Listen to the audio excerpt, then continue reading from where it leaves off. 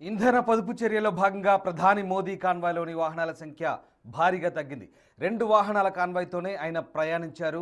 పశ్చిమాసియాలో సంక్షోభ నేపథ్యంలో దేశ ప్రజలకు పొదుపు మంత్రం పాటించాలంటూ సూచించిన ప్రధాని స్వయంగా వాటిని పాటిస్తున్నారు.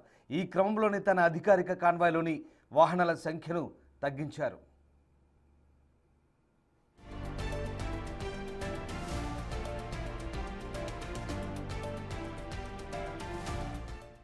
సాధారణంగా ప్రధాని కాన్వాయ్లోని Mercedes ultra luxury car, range రోవర్లు, టయోటా ఫార్చునర్లు, ఎస్కాట్ వాహనాలు, జామర్ యూనిట్లు సహా కనీసం 12 నుంచి 15 వాహనాలుంటాయి.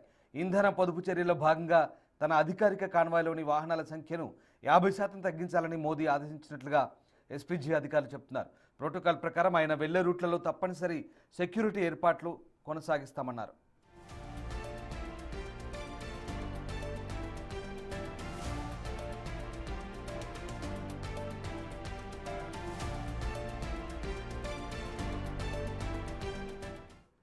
ఇంధన పొదుపుపై ప్రధాని పిలుపు మేరకు కేంద్ర హోంమంత్రి అమిత్ షా సహా పలువురు మంత్రులు తమ కాన్వాయ్ సైజును 2 వాహనాలకు కుదించుకున్నారు.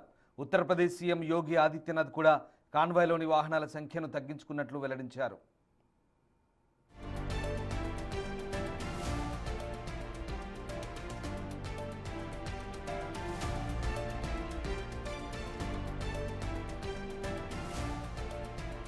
ఏపీలో ముఖ్యమంత్రి చంద్రబాబు, ఉప ముఖ్యమంత్రి పవన్ కళ్యాణ్ కూడా ఈ పొదుపు మంత్రాన్ని పాటిస్తున్నారు. ఇంధన వాడకాన్ని తగ్గించాలంటూ ప్రధాని ఇచ్చిన పిలుపునకు స్పందిస్తూ తమ కాన్వాయ్లో వాహనాల సంఖ్యను 50% తగ్గించుకోవాలని కీలక నిర్ణయం తీసుకున్నారు. ఇరువురు నేతలు ఒకే బాటలో పయనిస్తూ ఈ నిర్ణయాలు ప్రకటించడం ప్రాధాన్యత సంతరించుకుంది.